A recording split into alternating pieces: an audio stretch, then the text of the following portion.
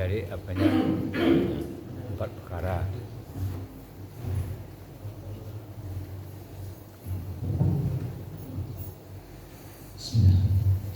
Assalamualaikum warahmatullahi wabarakatuh. Waalaikumsalam warahmatullahi wabarakatuh. Alhamdulillahilladzi ahyana ba'dama amatana wa ilaihi nusyur. Asyhadu an la ilaha illallah wahdahu la syarikalah wa asyhadu anna Muhammadan abduhu wa rasuluh la nabiyya ba'dah. Allahumma shalli ala Muhammad wa ala ali Muhammad. Amma ba'd. Qala Allah ta'ala fil Qur'anil Karim. A'udzu billahi minasy syaithanir rajim. Qulillahumma malikal mulki tu'til mulka man tasya' wa tanzimul mulka mimman tasya' wa tu'izzu man tasya' wa tudhillu man tasya' biyadikal khair innaka ala kulli syai'in qadir. Tulijul laili fin nahari wa tulijun nahara fil lail wa tukhrijul hayya minal mayyiti wa tukhrijul mayyita minal hayy wa tarzuqu man tasya'u bighairi hisab. Sadaqallahul azim. Yang terhormat Pak Pembina Pengurus Masjid Surau Darul Jannah, yang berbahagia Bapak, Ibu-ibu, hadirin rahimakumullah, yang menikmati pada subuh ini walaupun hari hujan, kita diringankan oleh Allah langkah kita sehingga kita bisa mengayunkan tangan, melangkahkan kaki untuk datang ke masjid kita ini walaupun hari dalam keadaan hujan. Alhamdulillahirabbil alamin, puji dan syukur dari Allah kita panjatkan, semoga Allah tambahkan nikmat-nikmat tersebut kepada kita. Amin ya Allah ya rabbal alamin. Selawat dan salam kepada junjungan kita Nabi Muhammad SAW selalu kita panjatkan, kita doakan kepada juga ahlul bait, para ulama, para tabi'in dan para guru-guru kita, sehingga kita bisa menikmati iman, menikmati Islam yang sekali lagi tidak semua orang bisa menikmatinya. Kalau menurut data survei, umat Islam itu sebetulnya cukup banyak, di atas 87% secara KTP. Tetapi yang melaksanakan sholat sebagai tiang agama Islam itu sendiri itu tidak sampai separuhnya. Ini kan sangat menyedihkan. Kemudian yang bisa baca Al-Quran itu hanya sekitar 20%. Dan yang sholat rutin melaksanakan sesuai dengan apa yang diajarkan oleh Rasulullah jauh lebih kecil lagi, katanya di bawah 15%. Jadi wajar saja kita, bangsa kita menghadapi problema yang luar biasa. Padahal para pendiri bangsa kita itu adalah orang-orang yang soleh. Bayangkan dari sekian banyak para pejuang, para pahlawan yang tercatat dalam sejarah yang diangkat sebagai pahlawan nasional itu, 98% itu adalah orang Muslim yang taat. Jadi bukan hanya sekedar Muslim. Kita mengenal dalam sejarah Bung Hatta, Buya Muhammad Nasir, Buya Hamka, Safruddin Prawira Negara, Burhanuddin Harahap, dan banyak lain sebagainya. Hasyim Ansari dari Jawa ya. Banyak sekali para pahlawan itu, semuanya itu adalah orang-orang yang taat. Begitu juga dengan para wanita wanitanya yang tampil sebagai pahlawan dan diangkat, diakui sebagai pahlawan nasional. Tetapi saat belakangan ini kita sangat prihatin. Karena apa? Kita banyak, tetapi agama kita dihinakan. Makanya mohon maaf pengurus, saya agak ganti sedikit temanya, karena saya juga tidak siap juga membawakan judul yang disampaikan oleh pengurus tadi. Jadi Allah mempergilirkan kekuasaan kepada orang yang Dia kehendaki. Kalau judulnya itu. Nah, sebagaimana yang telah saya sampaikan, bacakan ayat tadi, yang artinya adalah dalam surah Al-Baqarah ayat 9 ya. Maaf. Surah Ali Imran, maaf. Surah Ali Imran ayat 26 sampai ayat 27 yang artinya adalah, katakanlah, wahai Tuhan yang mempunyai kerajaan, Engkau berikan kerajaan kepada orang yang Engkau kehendaki, dan Engkau cabut kerajaan dari orang yang Engkau kehendaki. Engkau muliakan orang yang Engkau kehendaki, dan Engkau hinakan orang yang Engkau kehendaki. Di tangan Engkaulah segala kebajikan. Sesungguhnya Engkau maha kuasa atas segala sesuatu. Engkau masukkan malam ke dalam siang, dan Engkau masukkan siang ke dalam malam. Engkau keluarkan yang hidup dari yang mati, dan Engkau keluarkan yang mati dari yang hidup. Dan Engkau beri rezeki siapa yang Engkau kehendaki tanpa batas atau tanpa hisab. Surat Ali Imran ayat 26 sampai ayat 27. Hadirin jemaah rahimakumullah. Ketika bangsa kita ini merdeka, diumumkan bahwa negara kita adalah negara yang bertauhid, negara yang berketuhanan yang Maha Esa.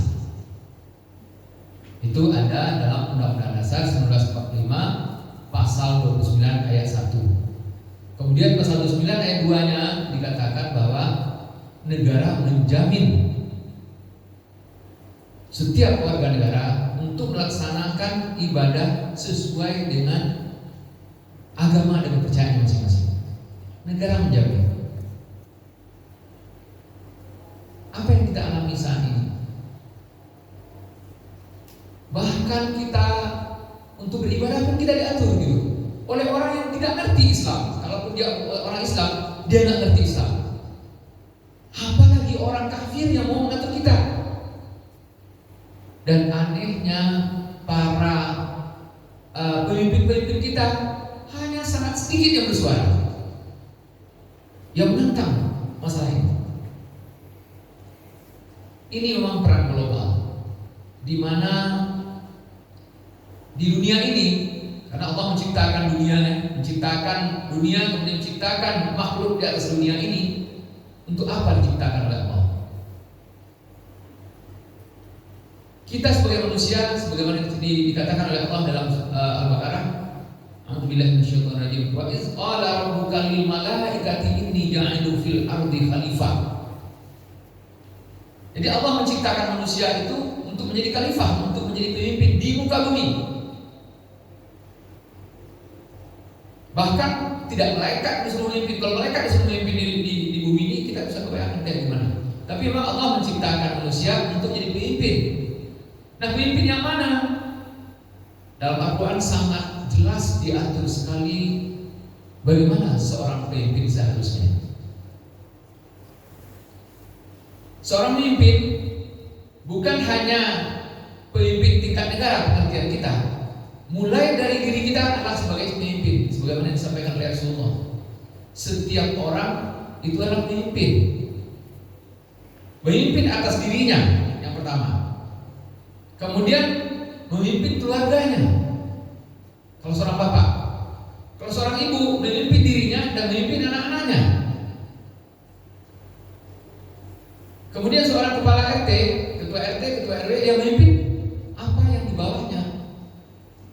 Nah, nanti kata Allah, kata Rasulullah, semua kepemimpinan itu akan dipertanggungjawabkan kepada Allah.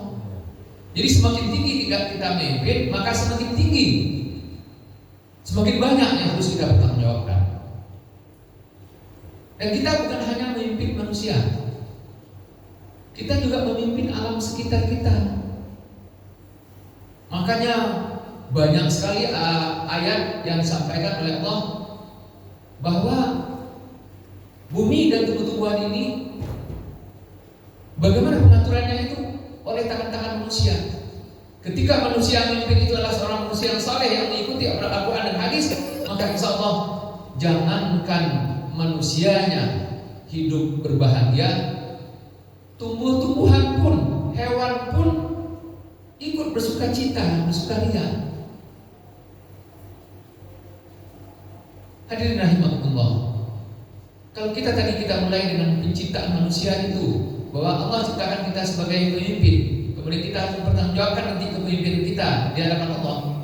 Maka sampai tingkat negara pun kita harus bertanggung jawab. Nah, siapakah yang dipimpin? Yaitulah tu'minuna billah, orang yang beriman kepada Allah. Makanya Allah mengatakan, ya ayyuhallazina aminu billahi wa rusulihi tsumma lam yartabu wajahidu bi amwalihim wa anfusihim fi sabilillah ulaika hum-shadiqun. Jadi kita dikatakan beriman kepada Allah, beriman kepada Rasulullah. Bagaimana cara berimannya itu? Berjuang dengan sungguh-sungguh, jihad fi sabilillah, di jalan Allah. Kata-kata jihad pun dikatakan dilarang, dipantangkan oleh oknum-oknum tertentu. Begitu mengatakan kata jihad itu gak boleh, kata kafir pun gak boleh, harus ganti dengan non-muslim segala macam. Kita mau diatur-atur dengan agama kita, pada Allah yang mengatakan kata-kata tersebut. Ini yang saya katakan, kenapa ini bisa terjadi? Karena kita tidak melaksanakan perintah Allah dan Rasul. Tidak usah kita jauh-jauh berpikir tentang negara, kita berpikir tentang keluarga kita saja dulu. Kita mulai dari diri kita. Sering saya mengatakan seperti itu. Kita mulai dari diri kita, anak istri kita, keluarga kita dekat. Bagaimana mengingatkan setiap perintah-perintah Allah itu yang bisa kita lakukan, masalah sesuai dengan kemampuan kita. Allah tidak menuntut lebih daripada yang kemampuan kita. La yukallifullahu nafsan illa wus'aha. Jadi bagaimana caranya? Yang pertama, perbaiki dulu sholat kita. Karena sholat itu tiang agama. Kalau tiang itu sendiri yang goyang, bagaimana rumah bisa kita bangun dengan baik? Tiangnya sendiri aja tak kuat. Nah, betapa banyak kita belum bisa memperhatikan dan melaksanakan sholat itu sesuai dengan apa yang seharusnya. Sholat itu mundur lagi ke belakang, itu bagaimana cara kita berwudu. Ketika kita berwudu nggak sempurna, maka tidak sempurna juga sholat kita. Udah bisa kita berwudu sempurna, bisa kita sholat, mungkin tata cara sholatnya harus kita perbaiki. Intinya adalah bagaimana kita memperbaiki diri kita dulu. Nah, karena sholat yang agama dan sholat itu yang selalu diulang-ulang. Kenapa kita berulang-ulang menyampaikan? Karena memang yang akan dihisab pertama kali oleh Allah ketika kita di yaumil hisab nantinya adalah sholat kita. Mulai takbiratul ihram misalnya, mulai cara mengangkat tangan saja. Karena ada yang ini aja, ada yang sampai lewat bulat telinga gitu. Padahal yang benar cuma segini atau sampai telinga. Gak boleh lebih di atas. Kalau ada yang sampai begini, saking konsentrasinya, Allahu Akbar, nah begini. Wah, kok hal-hal yang sepele begitu dipermasalahkan? Kita kan harus toleransi. Nah, bukan banyaknya. Dalam hal itu tidak ada toleransi. Dalam hal ibadah mada, betul-betul kita harus ikut apa yang dicontohkan oleh Rasulullah.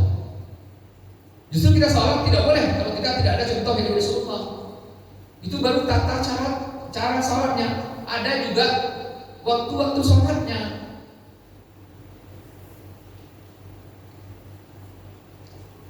Mungkin suatu saat perlu kita betul-betul praktekkan bagaimana cara salat Rasulullah. Karena mohon maaf, kita perhatikan masih banyak di antara kita yang keliru dalam sholatnya. Itu baru cara mengangkat tangan. Gimana juga mendahului imam. Imam baru mengatakan Allah, kita sudah langsung melaksanakan rukuk ataupun sujud. Harusnya Allahu Akbar. Nah, waktu bar baru kita bergerak. Jadi kalau masih imam itu tinggi, Allahu Akbar, belum boleh kita bergerak. Tapi kata imam Allahu Akbar. Nah, waktu bar baru kita boleh bergerak. Kadang-kadang kita sudah terbiasa begitu Allahu Akbar, langsung imam, langsung kita duluan daripada imam. Batal. Ini perlu sangat diperhatikan. Karena percuma kan kalau kita sholat, terus sholat kita akan diterima. Itu kita bicara tentang bagaimana cara sholatnya. Waktu sholat juga. Nah, dalam suatu hadis dikatakan, bisa loncat-loncat tetapi hubungannya ke arah kepemimpinan. Karena kalau kita mampu memimpin diri kita sendiri, bagaimana kita mau mampu memimpin keluarga kita? Kalau kita sholat kita tak betul, gimana kita membetulkan sholat keluarga kita? Waktu-waktu yang mustajab juga untuk kita melaksanakan perintah Allah ini. Sebagai contoh, dalam hadis Rasulullah mengatakan bahwa maukah kita ditunjukkan umrah dan haji sempurna.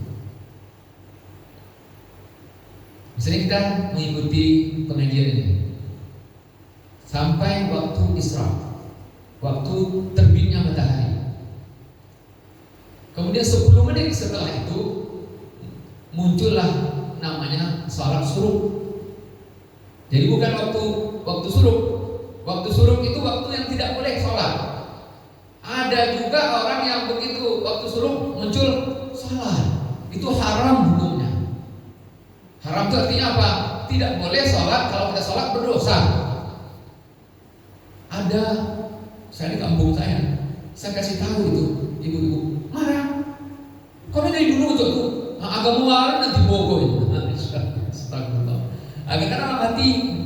Padahal kita ya, ini kebiasaan. Saya kalau melihat sesuatu yang agak tidak sesuai, ya kita berusaha tegur baik-baik. Bukan untuk oh enggak lah, besok setuju untuk itu. Sudah, kita kewajiban kita yang beritahu. Nah, kita sholat syuruk itu setelah kita habis sholat subuh, kemudian kita dengar pengajian 6.25 kalau nggak salah sekarang, itu mulai sholat syuruk. Ketika sholat itu kita laksanakan, pahalanya itu ibarat, ya bukan sama enggak, seperti halnya umroh dan haji, sempurna, sempurna, sempurna. 3 kali Rasulullah mengatakan kata-kata sempurna seperti itu. Sayang kan, kita habis ini kemudian datang waktu, kemudian kita pulang. Pernah ngapain kita 10 menit di rumah? Karena jam 6 lewat 5 atau jam 6 lewat 10 Ustaz selesai menyampaikan ceramah. Hanya menunggu waktu 15 menit, 6.25 kita sholat, kita pulang. Sholat kita itu bernilai seperti halnya umroh dan haji.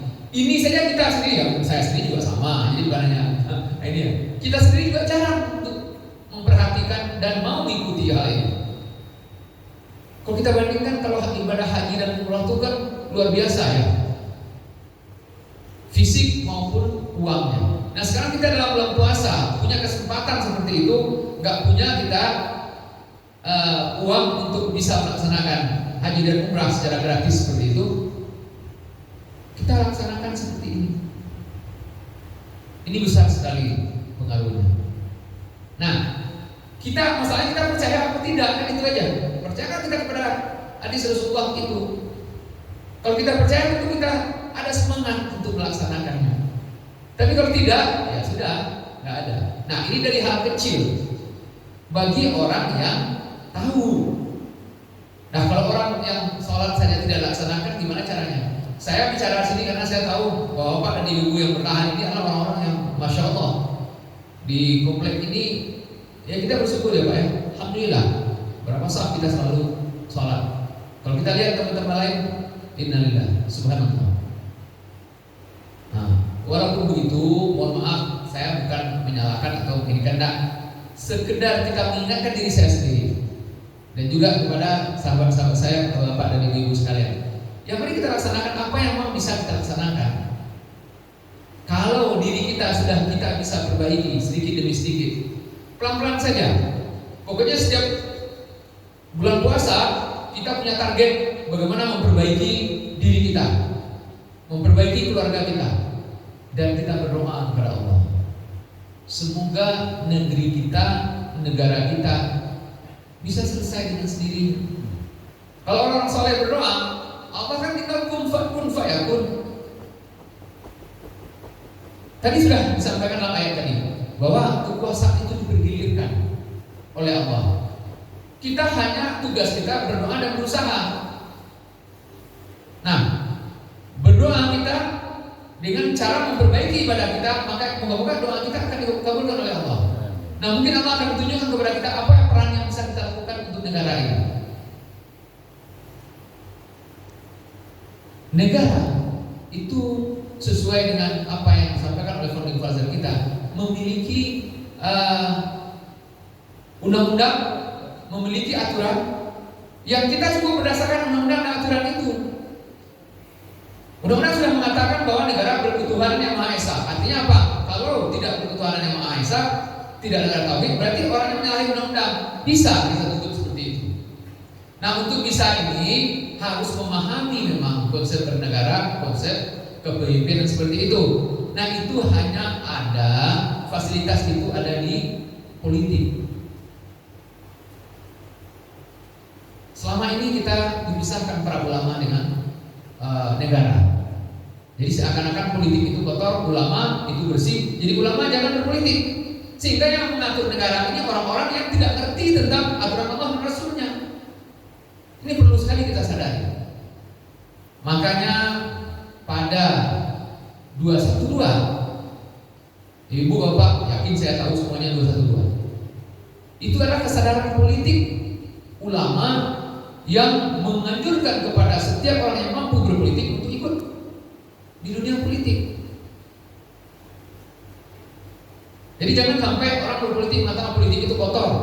Kalau kita orangnya pembohong, ya orang yang berpolitik yang pembohong, ya kita ikuti. Itu yang salah kita. Makanya kita harus melihat pemimpin itu yang memang pemimpin yang jujur.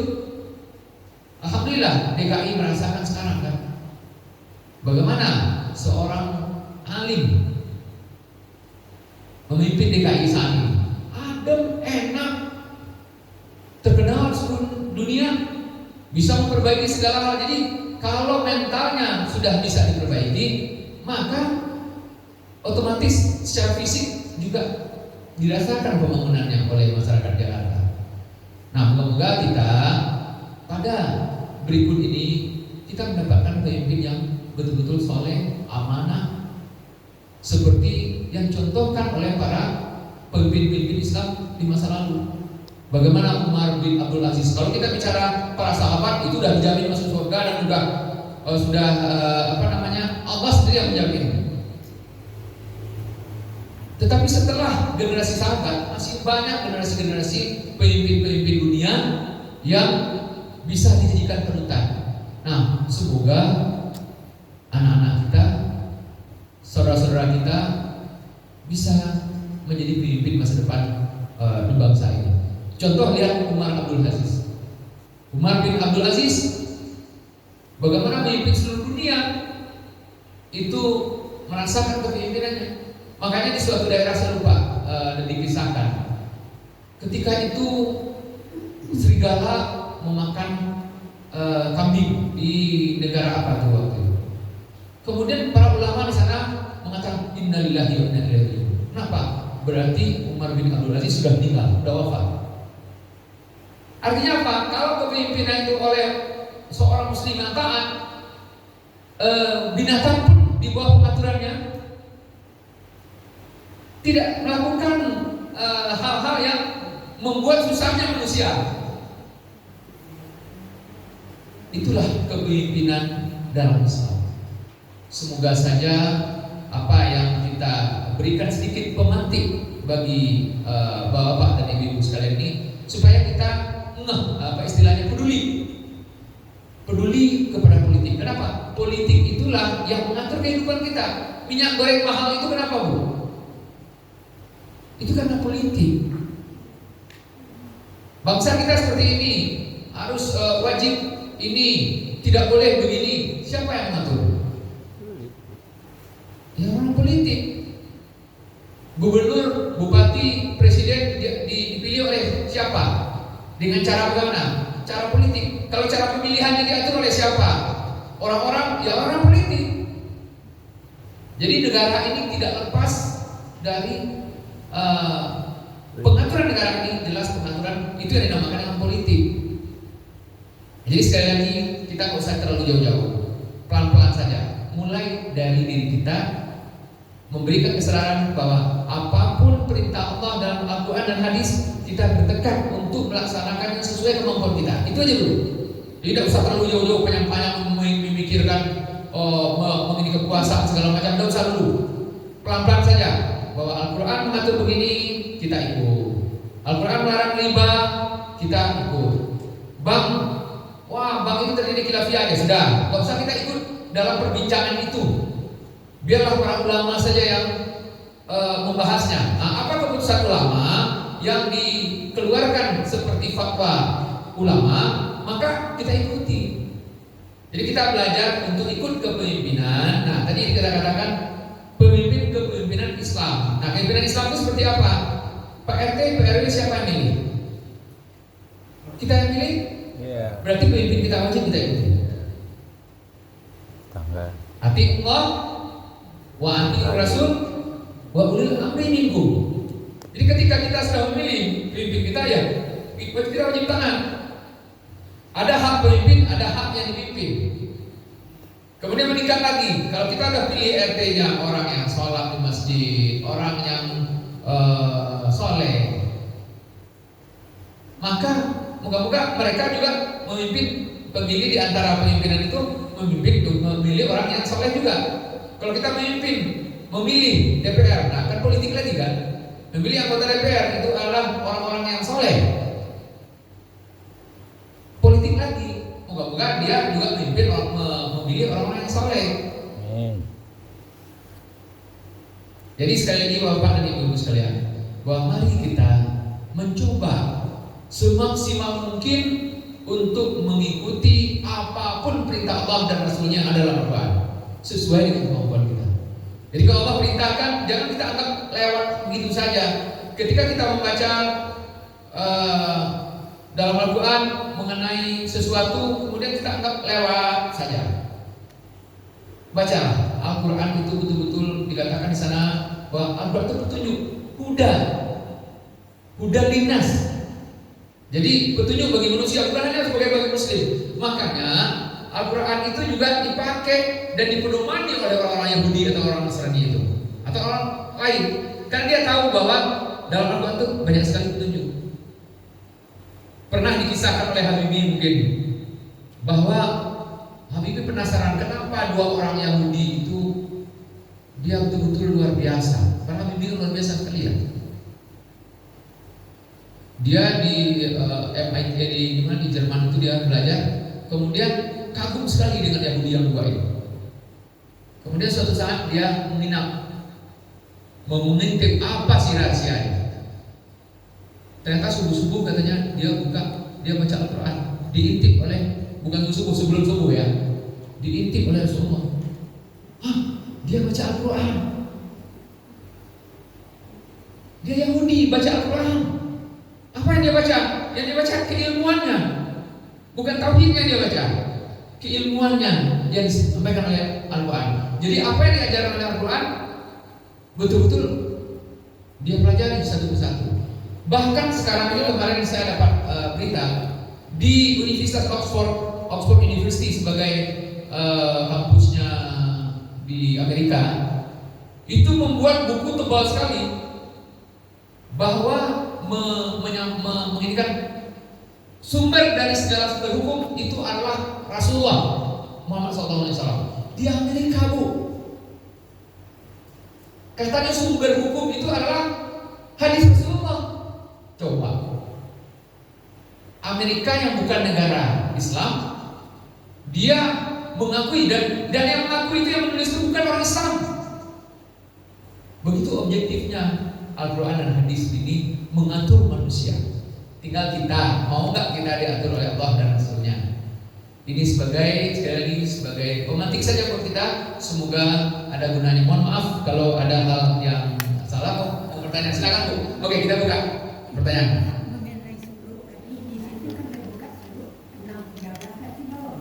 6.13 itu suluk, artinya matahari mulai naik.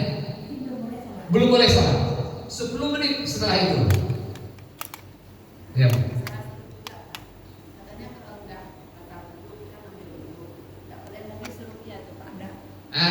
Ini ada dua pendapat. Jadi kalau yang sempurna, yang istilahnya lebih afdal, ketika kita begini sampai kita tidak batal wudhu kita, ini yang sempurna, itu benar. Tapi ada juga ulama berpendapat sepanjang ada di sekitar masjid. Jadi kalaupun kita batal wudhu kita berwudhu saja, sama seperti halnya kita itikaf.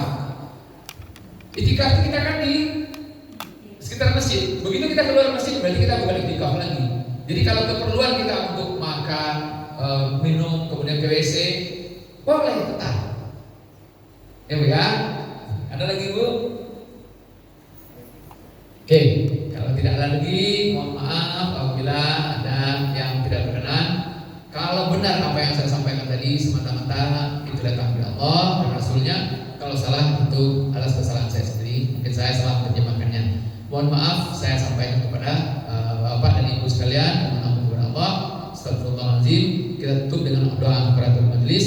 Subhanakallahumma wa bihamdika asyhadu an la ilaha illa anta astaghfiruka wa atubu ilaik. Assalamualaikum warahmatullahi wabarakatuh. Waalaikumsalam.